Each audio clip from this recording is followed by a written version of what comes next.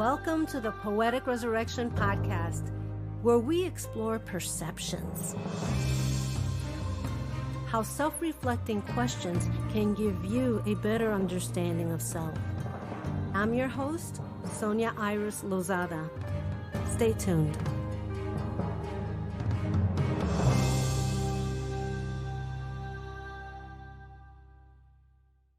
Martina Reisz Newberry is the author of 7 books of poetry. Her most recent book is Glyphs, due out in May 2022, from Deerbrook Editions. She is also the author of Blues for French Roast with Chicory, Never Completely Awake, Where It Goes, and Learning by Rote, all by Deerbrook Editions. Running Like a Woman with Her Hair on Fire, a collection of poems from Hen Press, and Take the Long Way Home from Unsolicited Press. Hello, everyone, and welcome to a new episode of Poetic Resurrection. Today, we are honored to have Martina Reisz Newberry back on the podcast, and she is going to be reading the Glyphs in Canyons. Did I say that right? You did. From her new book called, what is your new book called? Glyphs. Yes, I could have said that. Okay. Welcome, Martina. How are you? I'm so glad to be here, and I'm fine. Thank you. It's always a pleasure to see you. Yeah, we do video, and one of these days, I promise my audience, I will put the video up on YouTube. Okay. Oh, my goodness. So you are going to read that poem for us. I am. Okay. The book, as we said, is called Glyphs. And just before I read the poem, I want to read to you just a little bit that will tell you what the book is about. It's a quote from Edith Wharton. Uh-huh. And it says, "In reality, they all lived in a kind of hieroglyphic world where the real thing was never said or done or even thought, but only represented by a set of arbitrary signs." And that kind of gives a feeling what the theme of the book is. Oh, I like it. I like it already. This is called The Glyphs in the Canyons. I've forgotten those times between wakefulness and dozing and sleep. I know something happened, but I can't recall what it was. It's like trying to recall where I was just before I was born. My friend tells me, this is the reason I should never fear death. She says, you don't know where you were before you were born, so why fret about where you'll be after you die? This is wisdom I can acknowledge, but from which I glean no comfort. And it is comfort I want more than nearly anything. I want the great eyes of God to turn my tears to opals, and the great tongue of God to tell me that life and death are the same. That I will keep loving and making love and walking and humming and wanting and holding, and will never lose my appetite for joy or for potato chips with onion dip or ice cream. Between wakefulness and dozing and sleeping, what is there to know? Who do I serve awake, asleep? Who do I honor when I doze? And why is wakefulness the stain on all this embalmed paradise? Beautiful. Thank you. I know so many of us also think it's like, what do we do? It's like, especially this time of the pandemic, we've had so much time to reflect that it's almost like, okay, what is real anymore? Yes, exactly. I think also with so many people, we've lost so many people that it brings the consideration of death a lot closer to us. Because we're more meeting with it face to face. True. So I'm going to ask you questions on each stanza here. Okay. And the first one is, I've forgotten those times between wakefulness and dozing and sleep. Why is before birth significant? Well, I personally hate to forget where I've been who I've met, what I've been doing lately or years ago. I just don't like it. I like to remember everything and everybody. I like to remember it. And when I don't, it's scary to me. It's like, where was I? Who was I? What was I doing right then? And there's something to me that's unnerving about that. And I, as I say in the poem, I brought it up with a friend. And she said, I don't get what you're worried about. It's, you know, you didn't know anything before you were born. Why do you care? But I do. And I want to know, where I was and where I have been. Even before I was born in this life, I want to know where I've been. Yeah, that's my next question, because I got a sense of like reincarnation and thoughts of where a soul is. Yes, exactly. Yeah, reincarnation again plays into that concern of mine. I don't want to come back as an ant or, you know, a spider or something. I'd rather not. But I would like to think that whatever it is I am, whoever it is I am, will come back in some way and will have me, let's see, how can I say this? Will come back in a way that means that I was here. Will come back in a way that says to somebody that maybe knew me or maybe didn't know me so well, she was here. Yeah. And so I kind of hope reincarnation is a thing. I'm hoping that it is. I think it is. I really think it is. Thought it, and I like to think it. So yeah, that's where the reincarnation comes in. It's a bit of a comfort to think of it. It is, because if you look at the philosophy of reincarnation, you are coming back to learn. Now, granted, if you're hard-headed and you don't want to learn, you're going to keep coming back and learning your lessons because you pick your lessons. Yes. So if you picked your lessons, you should work on them. But I was reading a book called The Untethered Soul, and they made one funny line. You're going to die anyway. Why don't you live today? That's lovely. I like that so much. And you know what you were saying about if you don't learn it the first time, you're going to be learning it again. And isn't that just like being child to a parent? They're going to teach you one way or another. If you don't learn it the first time, you'll either get disciplined or you'll get spoken to, or because they're going to make sure that you learn this time, at least the next time. And I think maybe that's maybe like reincarnation, that we are given these lessons. And if we don't get it the first time, we're going to get it the second time. We'll be taught that the nature of the universe is a teacher, a parent. Yeah. And we don't die, our bodies die. But, you know, a spirit is just energy. Yeah. And or soul, however you would like to higher self, however you would like to address it, or, you know, any religious things you might have. I think we're all thinking the same thing, just calling it different names, and interpretation is slightly different. Exactly. But I really think you pick your parents, and maybe your parents were your children at one time. You don't know. Yeah. You don't know. But if you look at it as though you will come back and you will learn a lesson. I was told that if you commit suicide in this life, you don't go to purgatory. If you believe in reincarnation, you don't go to purgatory. You don't do anything. You just come back and live the same life again. Yeah. So if you can't handle it this time, stick it out, because it's going to come back again. So that to me is such a good excuse or reason, really, not to commit suicide, because let's face it, a lot of people committed suicide during the pandemic.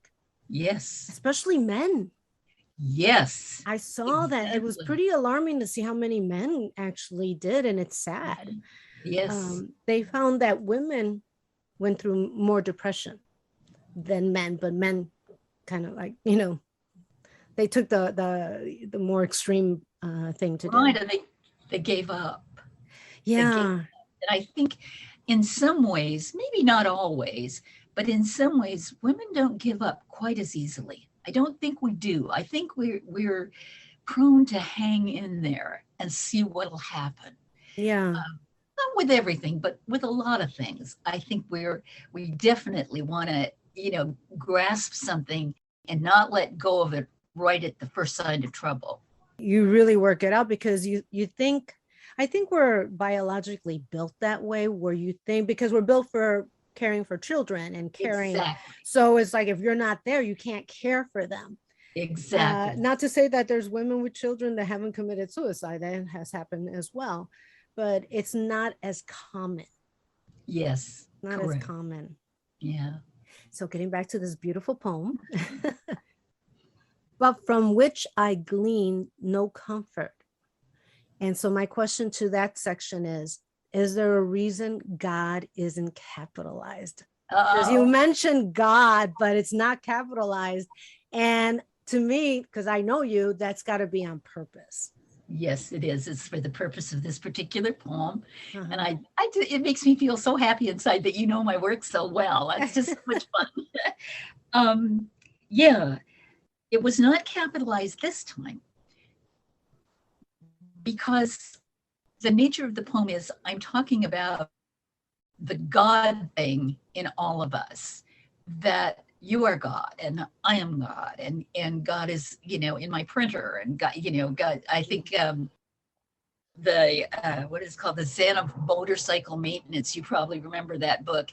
And he says in there to consider that Buddha or God doesn't live in a motorcycle is to say that there is no God, because the nature of everything is God. And so in this particular poem, when I say God, I figure you mean, that you know what I mean. The religious God that we grew up with, if you capitalize it. Right. I feel God is in all of us. And if you think it's in the motorcycle, it's animism. Because, and think about it, if we are really, like they say in religion, in the image of God, then we are his children. So we have to have God in us. And God, I look at as an energy. It's a beautiful love energy. It's not, I don't think of God as being a punishing God. Right. You know, if you're a God, you got to be above it. You cannot have these really petty human traits, Right. Well, I personally hope it's a forgiving God. Oh yeah, and I like I said, when in reincarnation, if you don't learn it one life, you'll come back and learn it another one. It's your soul that's learning. We don't know what body we're going to occupy. Right. Maybe that's the reincarnation. Maybe that's the gift that we get for dying, is that we get to do it again. Yes, and hopefully we'll learn something new. So that we not to keep repeating the same class over and over again. Right. When you talk about God, because there's one like, I want the great eyes of God to turn my tears to opals, and the great tongue of God to tell me that. I think that's beautiful. Thank you. Thank you. The tears to opals. Oh, it's so visual. I like the idea of that. And thank you. Yeah. Thank you. My next question, and that's on the next stanza. Love and death are the same. And then my question to that stanza is, what in your life got you to the point life and same? Wow. Do you have a day to explain? Let me see if I can. It seems to me, when I think about the people I have lost, the people I have learned from and lost, the people who are very dear to me and I didn't want to lose, it seems to me that they have come back in other people, in other things, that they have shown themselves to me, the qualities that I adored, the things that I loved about them. When they died, it came back to life, who they were in someone else or something else. That which I loved and cherished didn't really go away. As you said, the flesh passed, but the lessons I learned from them, the love I got from them, came back in other ways and in other people. And I think that's why it occurred to me that life and death are really the same. The things I loved about them in life, love about them in death. I just do. Yeah. And it's true. It's strange how when you lose someone, it's like somebody else comes into your life, even if it's like what they say, a reason, a season, or a lifetime. I love that. Yeah. Yeah, they come in to kind of cushion it. You know, they give you the same essence of who you've Yes. lost. And it kind of makes it okay. And the synchronicity, if we pay attention to it, it's everywhere. You know, sometimes Yes. it's like I said, duh. And, you know, I saw that and I decided to ignore it. Yes. Yeah, exactly. Yeah. Yes. And then you think about it and it's like, oh yeah, you know, that makes sense. Yeah. But that's true because, you know, there's always something to fill it. And I think we think in finite, but life is only our bodies are finite, but the way we think is infinite. In your last stanza, it says, between wakefulness and dozing and sleeping, what is there to know? Well, actually, that's a good question on your own thing. What is there to know? I think you touched on this a little earlier when you said you were having a confusing time knowing what's real. And I think sometimes you almost wonder, am I dreaming this life or am I living this life? Mm-hmm. I think things happen. I think things happen where we actually sometimes can get confused. And especially those of us like yourself and like me who are artists, I think we go around in our heads a lot. We live in our heads a lot. Mm-hmm. And so sometimes we have a waking moment and we think, was that real? Did that really happen? Or was I dreaming it? Or am I dreaming it now? And so to me, that question is sort of like out there for me. As I said, I live in my own head so much. Sometimes I just have to stop and say, okay, what's real here? What's in your head and what's out there? And are you awake or are you sleeping? Are you daydreaming? You know, what are you doing? And I think that's true of a lot of people who are in the arts. I think that happens to them a lot. I'm sure it's happened to you. Oh, all the time. It's even more when I meditate because I mean, I get most of my stories from dreaming and meditating. Right. And a lot of them are kind of like sci-fi, spiritual kind of stuff, because you come out of it and you're like, oh my God, I got to write this down. Yeah, right. Because you kind of feel like you're in the 3D plane and then somewhere in some other dimension in another, you know, it's like our bodies are here in this third dimension, but our minds go off into something else. Exactly. And it's fascinating. It's how we get so many wonderful stories and artists and art and dance and everything artistic comes from that realm outside ourselves. Exactly. And when we go to write it down or paint it or put it in a song or whatever it is we do, we have that sudden moment that, you know, did I really live that? Did I dream that? No, that really, you know, and then I can imagine it happens in meditation a lot. Oh, it really does. Yeah. It's I saw a funny meme today because I love memes. People have such a great sense of humor. Yeah. And it says, it has the mind and the person, right? So the mind says, I'm tired. And the person goes, I'm going to go to sleep. And then they're in sleep and goes, oh, I just got 5 ideas for chapters right now. And it's so true because I think that's when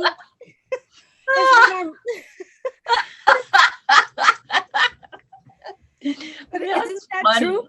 It's when our mind actually gets quiet and so our creativity flourishes. Exactly. So it flourishes, you know, that's why I meditate more so that it doesn't decide to talk to me in the middle of the night. Yes, I get that. Yeah, I think it's like you said, it's when we reach that state of calm, when our hands aren't doing something and our feet aren't doing something, everything is nothing. Yes. Those things come to us. Right. And I think that's for people out there that want to work on their creativity is work on quieting your mind because your creativity will come past that, you know. Exactly. Yes. Exactly. Is wake the illusion while sleep is real? Spirit? I think we kind of answered that. Yeah. Let's see. I like this line. And why is wakefulness the stain on all this embalmed paradise? Why embalmed? Yeah, why are we, the stain is fear. And why are we so afraid in this paradise that has been preserved for us and given to us and is held on to despite the terrible things we do to it, nature and everything? Why do we stain it with fear? Why are we afraid? We do live in a paradise. We do. We don't get to experience paradise every minute of our day, but we are given this world a paradise. Fear that we have of, are we waking? Are we sleeping? Am I going to die? Am I going to live? It's a stain on that. And it's a stain in our hearts and in our souls. And I think the further away we can get from fear, the closer we get to paradise and realizing that we have a paradise. I think so much of our belief systems are based on fear. And when you get fear from advertising, if you get fear from the news, you get fear from family, it's like we're surrounded by fear. Yes. The reality is nothing is happening right now. Right now in my life, I am talking to you. Yes. I have being in that moment. And it's hard to stay in the moment, especially during the pandemic, because we were so challenged with security. It's like, how are we going to pay the rent? How are we going to eat? Is my family safe? I have elderly parents. I wanted to make sure that they weren't going to get sick. Right. So there's a wonderful Willie Nelson song, and he says, I'm here. I'm not hungry. I'm not cold. These are good times. And yeah, they are. It is. Not scared. I'm not hungry. I'm not cold. These are good times. Yeah. And so I'm grateful for everything. I wake up every morning. I say I'm grateful. And before I go to bed, I'm grateful. But I go through the list because since I grew up poor, and I don't know how you grew up. I think poor. Yeah. Poor. You grow up thinking lack. And but when you go start naming everything you actually have and being grateful, you go, well, wow, I really have what I need to purge. Exactly. You have a list in arm's length. Yes. Of things that are good, and I do the same thing as you. I lay there and I count all the things and all the people that I love and all that, and I think, this is a long list of good. It makes you really realize where you are. It does. Because otherwise you don't really, it helps you take inventory of your life. Yeah. Inventory is important. It's really important. And it's good. It's a good way to not be down on yourself or not be unhappy with yourself, with who you are. You can say, I've done this and I know this person and I've done this and I have this in my life. It's good things. It's good things. There is a lot of good things.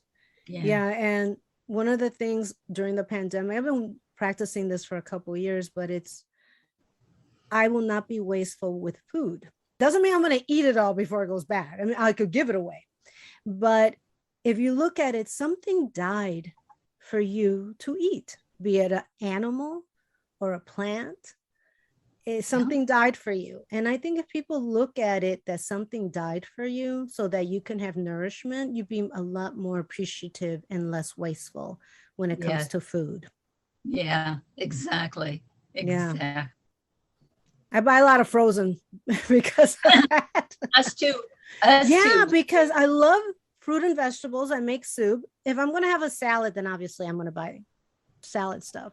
But otherwise, I just don't want to be wasteful. If we have an if we have an overage of something, or if we bought something that we didn't need, we'll take it down to the neighbors and say, we got this and now our freezer is full, so we don't, would you like it?